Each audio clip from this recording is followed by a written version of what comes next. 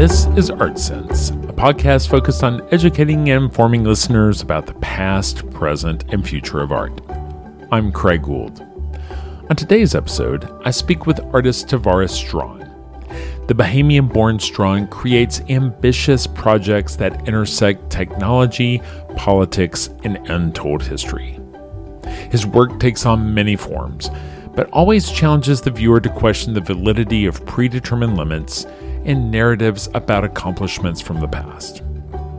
Working at the nexus of art and technology has led to his art being launched into orbit, as well as board seats at both the Rhode Island School of Design and the Massachusetts Institute of Technology. And now, a discussion about the generational effects of invisibility with Tavares Strachan. Tavares Strachan, thank you so much for joining me this week on the Art Sense podcast. Tavares, normally whenever I speak with an artist, I like to start with a hypothetical, which is if you were at a dinner party seated next to somebody who has no idea who you are or what you do, how do you explain to them who Tavares Strachan is and what your work is all about? I guess I would start by saying that I'm someone who is driven by curiosity. And I think that curiosity is what drives me to explore, as I've spent time in various kinds of exploration, from space training to deep sea diving to North Pole expeditions. And that same curiosity has led me to, my artistic practice and my curiosity and my interest in research. But I also think that curiosity has led me to think about limitations differently. And I think that's kind of how I would maybe begin. Well, you mention limitations, and it makes me think about the fact that you grew up in the Bahamas. And, when you grow up on an island, I imagine your reality, your identity is kind of confined. It's a limited space. In lots of ways, I see your work kind of exploring kind of the limitlessness beyond where you grew up. Would you agree? Yeah, I think a boundary, for me at least, is defined as a place that your mind can't travel, right? That's the outline of what the distance, the furthest distance your mind can travel is a boundary. And so I think one of the things, you learn living on an island is once you leave, how much of it is perceived limitation and not real. That's really interesting, and it reminds me of this story. They used to tell it in cells. I don't even know if it's true, but the story that if you put a handful of fleas in a jar with the lid on, the fleas will try to jump out, and they'll keep bouncing off the lid of the jar. And after a couple of days, you can take the lid off, and the fleas, even though they're capable, will only jump as high as the lid of the jar. Yeah. There's just something about what you're saying there in terms of the limitations being in your mind instead of physical limitations. That's kind of interesting. Yeah, I think that the flea analogy, I think in some ways is maybe the basis of the human principle of colonialism. Mm-hmm. That if you're in a position of power, you get to invent the problem and the solution all at once and take credit for both of them. The topics of anti-coloniality and, even just, I had one guest one time who was talking about Benin bronzes, and, we kind of went into the history of the British Empire showing up and basically creating a problem for themselves to solve. I know that your work touches on colonialism. I think I see it a little bit more in your paintings sometime. Growing up in the Bahamas, was that something that was kind of always in the back of your mind, the relationship with the British Empire? I don't know if it was in the back. I think it was quite prevalent. I think it was, and still is, embedded in the style of government, the uniforms that the fire department and police department wear, and the general nature of how, certain groups of people organize themselves, and where certain groups of people of certain, socioeconomic brackets live versus people who don't. So I think it's not only seen, I think it is implied and it vibrates in every aspect of that society. So I guess the question is there, is there a space on an island somewhere where there's not a colonial existence? So, at what point in your journey did you realize that you were going to leave the Bahamas and that the world was going to be a bigger place with more possibilities for you? Yeah, I think I was always gone. I think one of the beauties of being an artist, and there's lots of crazy, potentially negative things about being an artist, or at least existing in the contemporary art world. But I think what's beautiful about being an artist is I think once you kind of sign the contract, the social contract, I think the the good parts of you acknowledge that enterprise and that practice is about freedom. And like, so then the question becomes, what do you need to do to retain your freedom? And how do you just not become trapped by the thing that you are inspired by or driven by or love? And so an art practice for me is just like one that completely acknowledges that at least the principle of it is about freedom. And although we fall short of that principle on a daily basis, the practice is about trying to at least achieve that freedom. And I think that was just something that I was inspired by when I was just young. I think it's really hard to put your work in a box because it takes lots of different forms. And your undergraduate was in glass, you paint, there's neon. Would you consider yourself more of a conceptual artist in terms that your work explores deeply certain concepts or themes, or how do you think of yourself? I think the idea of a box is a condition of Babylon system. And I think Babylon can't put something in a box that Babylon didn't create, right? Mm-hmm. So I think that I'm on a quest to find, the voice of the people, really, and to make work for a bunch of folks who've been ignored. And I think that the brutality of being ignored, I think, comes in many languages. So I think the multi-language approach only makes sense in a place that has just been, fundamentally ignored. And so I think the language that I'm speaking is the language of the ignored, and that comes in various forms. I hate to sound like a poet here, but I feel like there's some things kind of hanging on that word of the one who's ignored.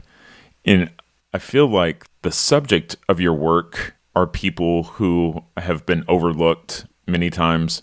And the exploration of who those people were is for the benefit of folks who have been denied the history of those people. So the one who's ignored is both the subject of the history and the one the history is written for, right? Yeah, I guess so. Yeah, I think there's this fundamental principle about how the West has decided to claim history as only things that have been written or recorded in particular ways that are comfortable to the West, and everything else, any kind of knowledge base or indigenous technology or way of thinking or making that hasn't been recorded in those particular ways don't necessarily enter the confines of historical practice. And I think that is one way of invalidating, multiplicity, or at least multiple ways of making and being.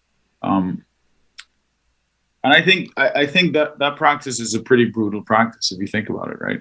Like if you say that if I have a particular dance technique and the story of my family has been captured in this dance technique, and we pass this on generation by generation.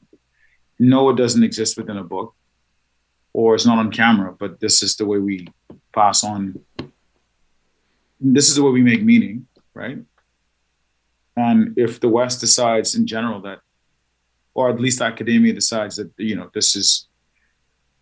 these principles are unworthy, so they don't get to be passed on to the next and the next and the next. And I think, you see the harshness of the gesture of deciding that if something's not written word, then it doesn't enter the lexicon of language or history. I mean, part of that is just, the fragility of oral histories, but part of that just keeps on occurring, when look at, the appropriation that Elvis Presley took on in the late 50s, or a TikTok star like Charli D'Amelio claiming dance steps and not crediting where they came from, right? I mean, it's kind of pervasive and ongoing, right? Yeah. I mean, I think to me, I think it's just a question of how, like, what's the power of creative practice, right? And how far can it go to raise the vibration, really, Sure. on a lot of these issues. When did you first realize that you had a passion for identifying these lost figures in history and building work around that? I think it happened when I was in the Bahamas in college, and I realized that, like, a lot of, what I cared a lot about wasn't really being covered in any way that was represented in mass or popular culture, right? And so I think music was a good kind of vehicle for that. And in the Bahamas, you had all the Caribbean music: merengue, rake and scrape, calypso, reggae, and that music was the story of the people. And it was just, I think, as the certain periods in history moved forward, like the Industrial Revolution, for example, I think we associated quality with volume, and so popular music or popular literature or popular film or had a way of saying, well, it was popular, so this is the most important things that we needed to pass on to the next generation. But anyway, it was in college where I was just like, maybe this material needs some attention. Sure. What about it? Like, what about the journey of looking into these ways of thinking and making?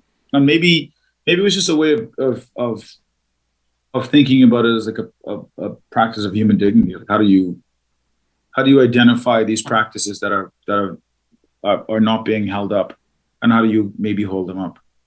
This has kind of opened up a whole world of exploration for you, right? I mean, it seems like in many ways, as you dive into the past of these figures, it's allowing you to open a dialogue into some of the worlds of technology and exploration that these figures were working within, right? Yeah. I read a headline yesterday. I think there were like a bunch of counties in America, I think on the West Coast, that were going to be, I think, hitting 125 degrees by the year 2050. Wow. And it was just like it's like a chilling piece of information. But I think the craziest thing now is we all feel like we're in this kind of moment of Armageddon. And I think, related to your question, I think for me, the question is like, how do we get off the treadmill in a way? Because I feel like one of the hardest things to do is to just get off that treadmill of life. And like the feeling of like, what can I do if the general world is heading in a particular direction? Like, what stakes do I have? What sticks can I put in the fire or take out of the fire? What position should I play, right? And I think that's one of the massive questions about these histories, right? Like, so much of what we're experiencing has been experienced before on some level. And so how do we hit that vibration where we're connecting and feeling like we have a place and a voice and can impact the way that the world's going? It's almost like to a certain extent, it's almost as if we've accepted the finality of Armageddon, right? And we'll go somewhere lighter, I hope, before this podcast is done. But I think artists, for me, I think artists are the thing that's saying, hey, like, maybe we could do some stuff. So I feel like you've introduced me to some names that I should have known. For example, Matthew Henson. For listeners, who was Matthew Henson? I think Matthew Henson is probably one of the most important explorers in maybe the past 150 years. He discovered the North Pole with Robert Peary, and in the early stages of that exploration, Matthew Henson's story was written out of that history. And in the latter half of the century, this story started to become more in focus. And the significance of discovering the North Pole to me is massive, because I think the North Pole back then in 1909, when it was discovered, was like going to space in a way. And it was just radical that this man of color was just out there, right? He was an out there guy. And I think this, this accumulated impact of knowing these stories for young people, I think, is profound, right? And so he really was someone who, when I discovered his story, was just blown away by it, like you are. And if you put it into context in terms of what the feat was, but who was doing it and when they were doing it, I think it tells its own story. And it seems like a lot of the work that you've created around Matthew Henson, you utilize a lot of neon to create a depiction of a person in different forms that is, the neon takes on the role of the interior of the body. It's almost like the skin's been pulled back and the inside is depicted in these different neon forms. And I'm just wondering, is it just me that I'm reading into it that there's sort of an invisible man sort of analogy there, or is that something that you intended and hoped for me to glean onto? Yeah, Ralph Ellison famously said that invisibility is when a society chooses to not look at something, right? I think it goes something like that. And I think that what's really amazing about artistic practice and like being able to spend time looking at work is that it has the potential to be super inspiring. It was inspiring to me. And having access to information and having access to these stories inspired my own desire to put these into the world and maybe motivate, people to act and do.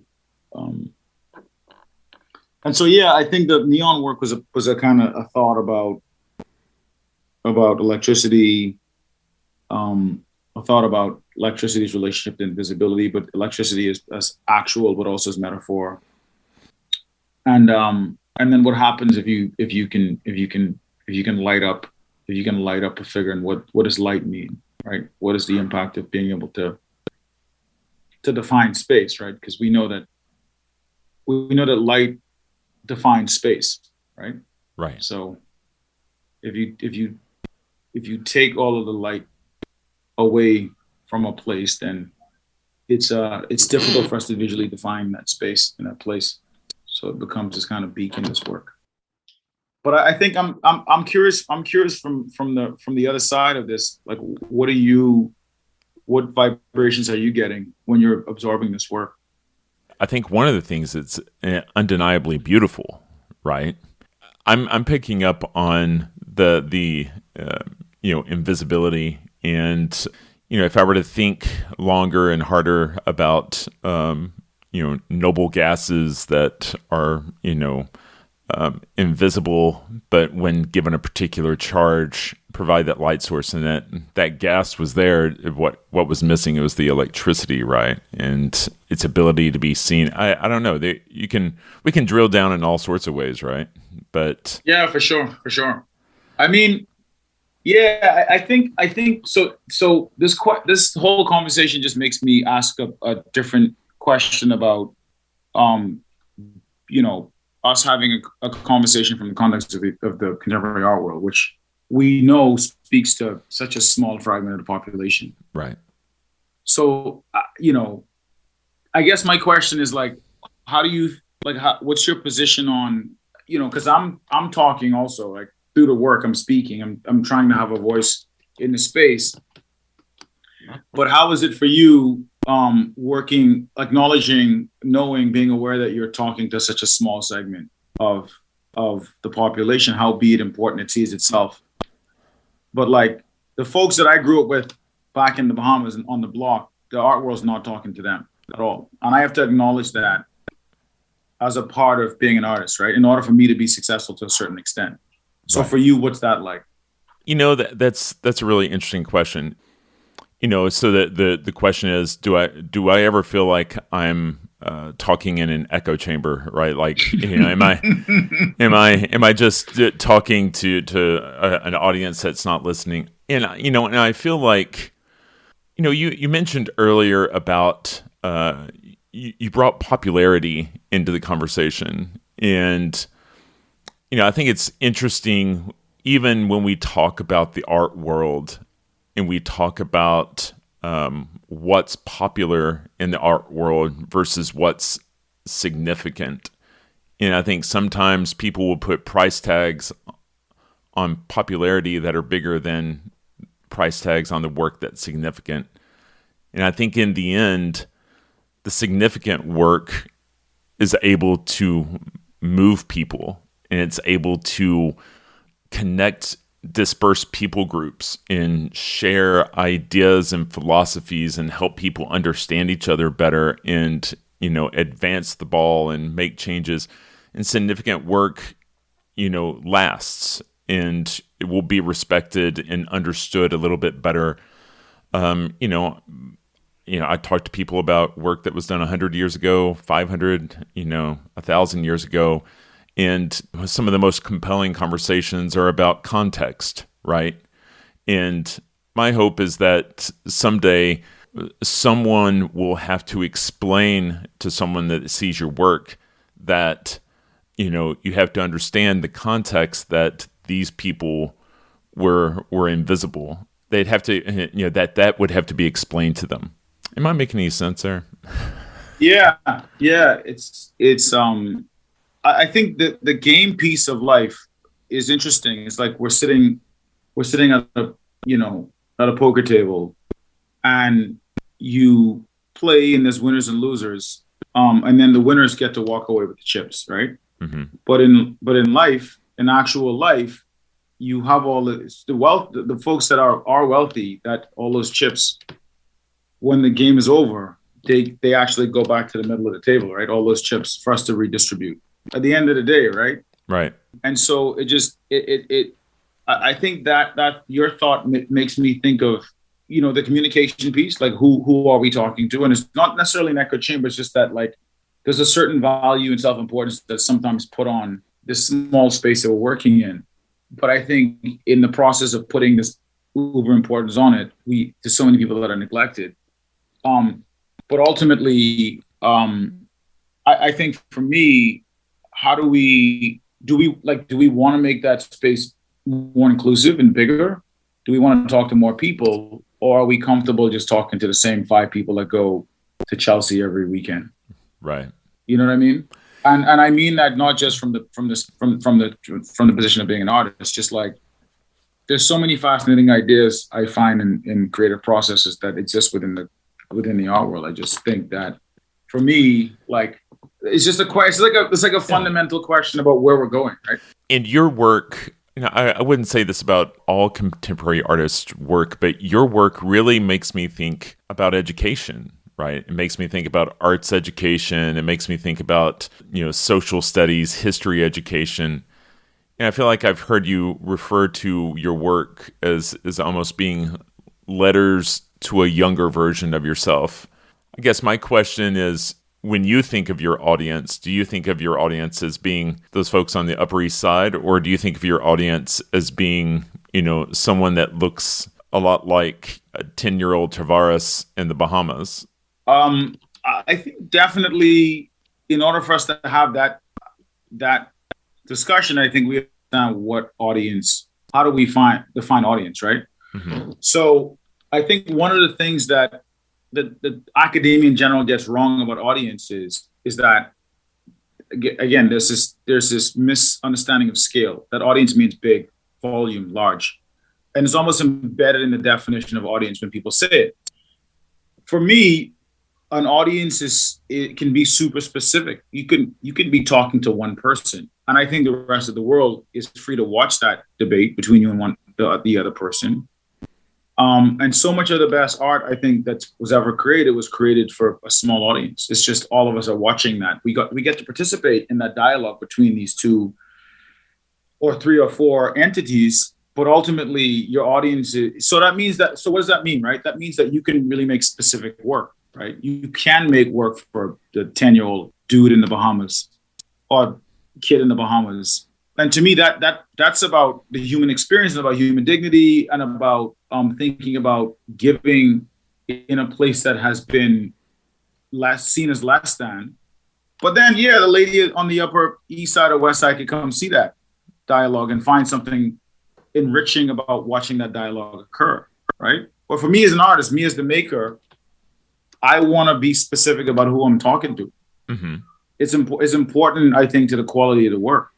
A lot of artists I talk to talk about leaving an open door for the viewer to insert their share and find a personal connection. Where do you think that shows up in your work? I think Bob Marley and the Wailers is a good example of that. You have this little band in the 70s, late 60s and 70s, just making this crushingly good music. But it's the most unlikely style of music, and it's the most unlikely location to make music from. It's not like a music center. And, by the end of the 70s, going into the 80s, it's probably one of the most popular bands in the world, right? That's some crazy, when you think about that in context, that's like an amazing phenomenon, right? Absolutely.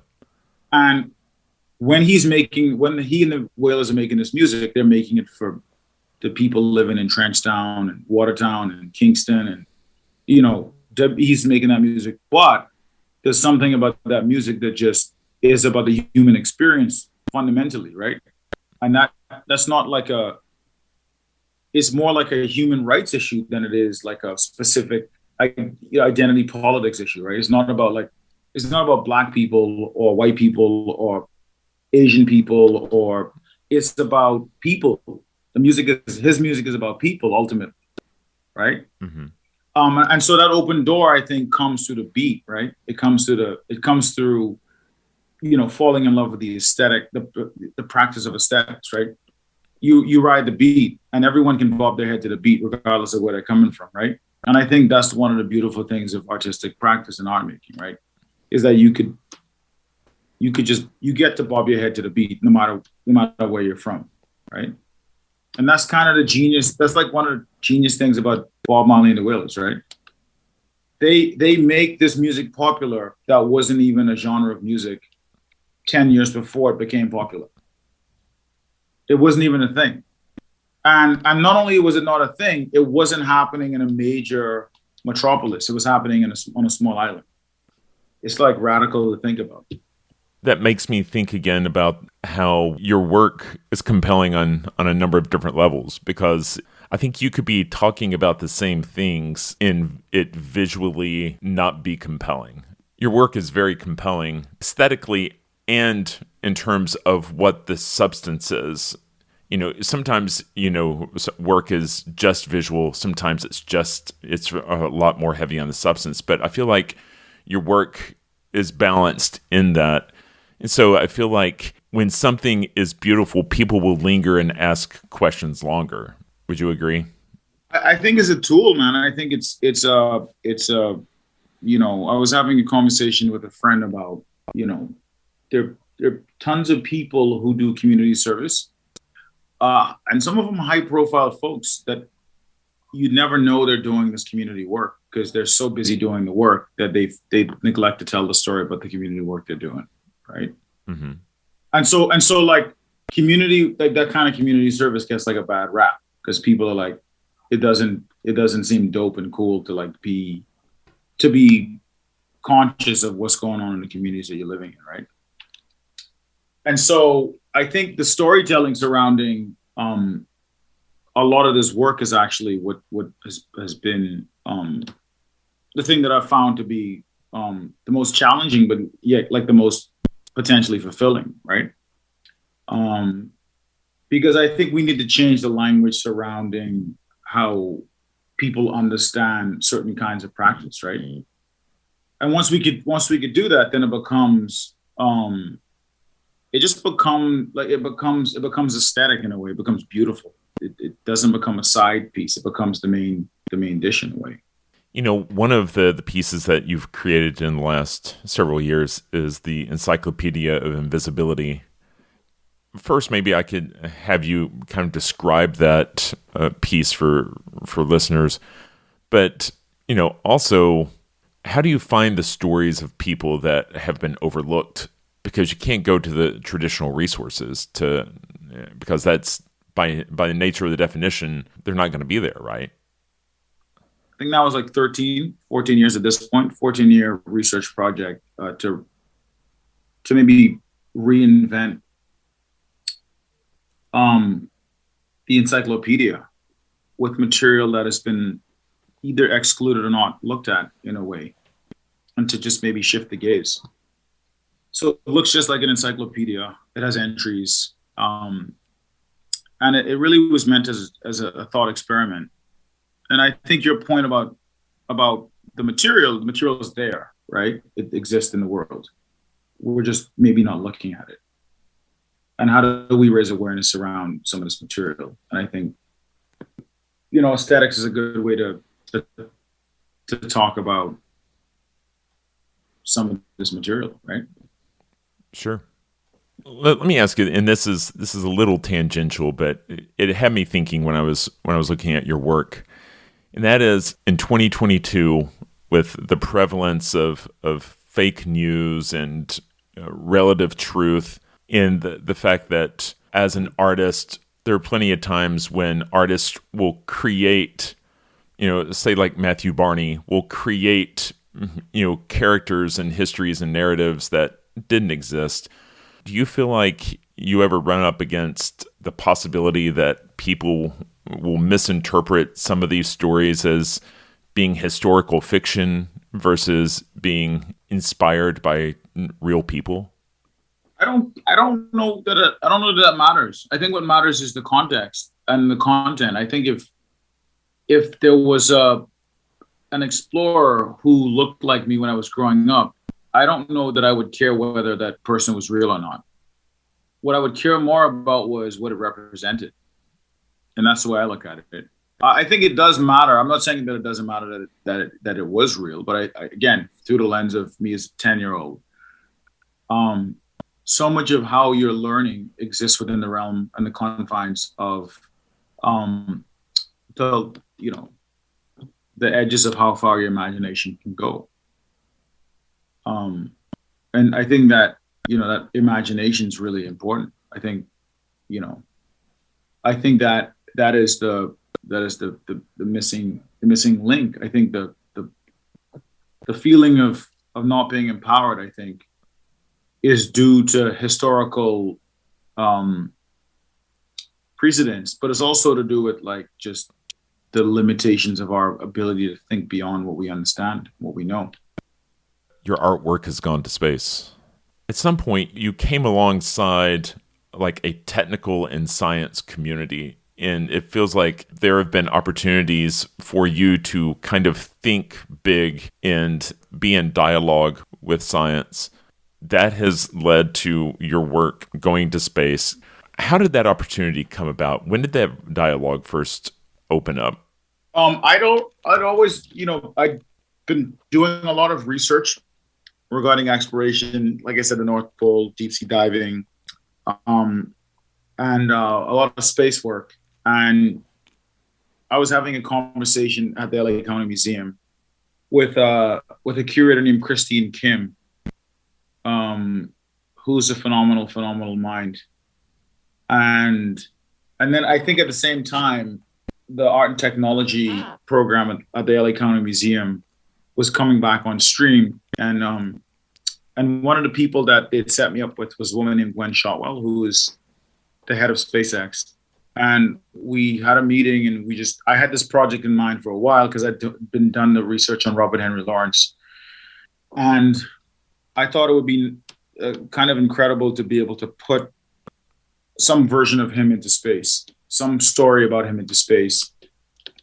And it was one way of maybe unfixing history, right? Because I think so much of how we understand it is fixed, but it's not really fixed.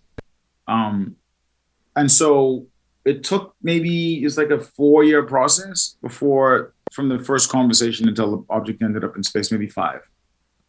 And I think, I think there's like, that's like a testament to long thinking, just being able to work on things that, sometimes manifest themselves over distances. Because I think the solutions may not be human centric to a lot of the things we're facing as a society. The solutions may be a little bit longer than our capacity to think of them outside of 85-year time stamp. So it's just good for me. Like, it's a good way to exercise that principle, right, of long thinking. Anyway, that's in a nutshell. That's a little bit about that particular piece and how it started, and then how it kind of came to fruition. And so the actual piece that was launched, it kind of resided in a satellite that circumnavigated the Earth for a while, but the object, I believe I saw that it was kind of based on like a canopic jar. Egypt, what? Mm-hmm. Canopic jars, when I think of they, in the process of mummification, they would take organs out, and there were like 4 different of these jars tied to different gods and whatnot. And what was inside of this vessel? Yeah, it was taken to Japan, and it was blessed in a Shinto temple, and the idea was that we try to channel the spirits of Robert Henry Lawrence back into this jar, and this jar would then go into space. It was this beautiful golden object. And so now it's a communication piece, and it sends information about its being back to Earth. I believe I read that you're currently like on the board of MIT. It sounds like you have lots of opportunities to have conversations with people in the worlds of science and technology. And what is your sense of the scientist and technologist perception of who you are as an artist? And are folks in the science world curious about the arts? Do they see something in your work that is interesting to them? I think it's a little bit of both. But I think for just for the sake of hazing, I have to say that I'm on the board of Rhode School of Design, also the vice chair. I just needed to say that so when I show up to my next board meeting, right? They know that I'm representing. From this recent pandemic, I think one of the things that we're learning is that both art and science suffer from the same problem, which is they're both really bad at talking to the general public, right? And I think that's super interesting. I think that's like a we could bind together over that issue, right, or that point. I think generally artists are excited about science, and scientists are excited about art. And I think, but I think it's just a language barrier. And I think, in order to go into a favela in Brazil, you gotta speak Portuguese, right? Like, you can't go in there. And I think that's just the issue of human communication in general. It's like, how do you speak enough science to talk to a scientist? How do you speak enough music to have a conversation with a musician? How do you speak enough culinary arts to talk to a chef? Like, you could do it. We all listen to music. We're all involved in science in some way. Mm-hmm. And we all eat food. So why is it that we feel like we can't speak these multiple languages? That's the way I look at it.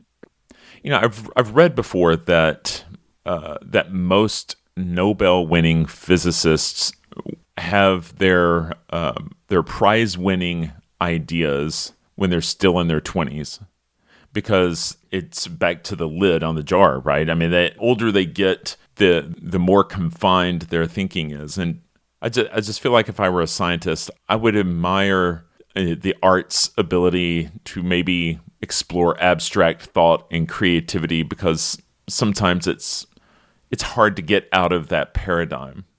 Is that a conversation you've ever had with folks in this world of science? Yeah, I think the best scientists are incredibly playful, and they're quite interested in exploration. And then there's a bunch of scientists that are not so playful and not interested in innovation, and they're either just regurgitating material that they are familiar with or aware of. I think it runs the full gamut, and so I think the piece that binds us all together is the human ability of innovation and creativity, right?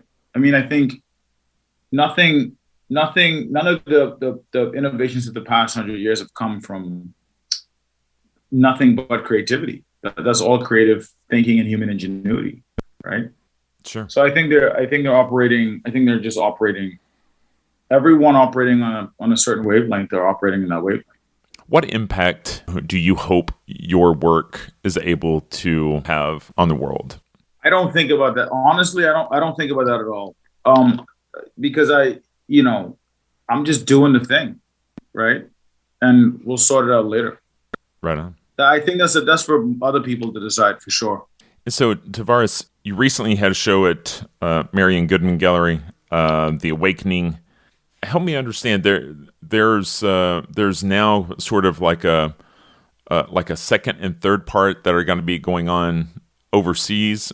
Can you kind of fill me in on that? Yeah, I think it was over the pandemic, a little bit before the pandemic. I started thinking about an episodic approach to an exhibition, and what happens if an exhibition can exist as as three parts. And I was thinking about the arc of a day, and just thinking about also maybe realigning the cultural circadian rhythm. How do you get us realigned? And The Awakening was the show that happened in New York, and it was about just basically this idea of awakening, waking up. And then In Broad Daylight is the next chapter in these three chapters, and that was about just what could happen in during the day. Like, the day seems like a very transparent and obvious kind of scape to be in artistically, but like, is it really what it is? Is it really what it's being announced as? And then In Broad Daylight was the night, and that's the third chapter to the exhibition. And so like that was kind of this 1 and 3, 3 and 1 idea, which oddly enough, human beings have been fascinated by this 1 and 3 concept for a while, right? Like, we're pretty good at understanding the complexity of one thing with 3 meanings and 3 things with 1 meaning. And I just thought I would play with that idea. Well, Tavares, I know we're pretty much out of time. If folks wanted to keep track of your work, where's the best place to check you out and stay on top of what you have going on? Yeah, we have coming up is I'm doing a solo presentation at Paraton Gallery in Seoul coming up. I think that's the middle of September 16th. And then the 2 shows, chapter 2 and 3, are being launched in October the 15th, both in Paris, one at Gallery Marion Goodman, the other one at Gallery Paraton. So those are places where you would be able to go see work in the next couple of months. It's been a real pleasure talking to you, Tavares, and I have a lot of respect and admiration for your work, and I appreciate you carving out time to talk to me today, man. Thank you. Appreciate it.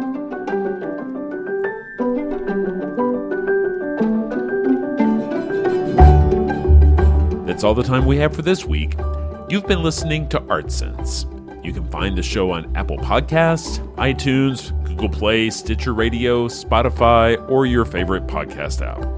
If you've enjoyed this podcast, be sure to subscribe. And while you're there, please rate the show and leave a quick review. Your feedback is the key to other folks finding us. And if you'd like to see images related to the conversation, read the transcript, and find other bonus features, you can go to cambia.art and click on the podcast tab. If you'd like to reach out to me, you can email me at craig@cambia.art. Thanks for listening.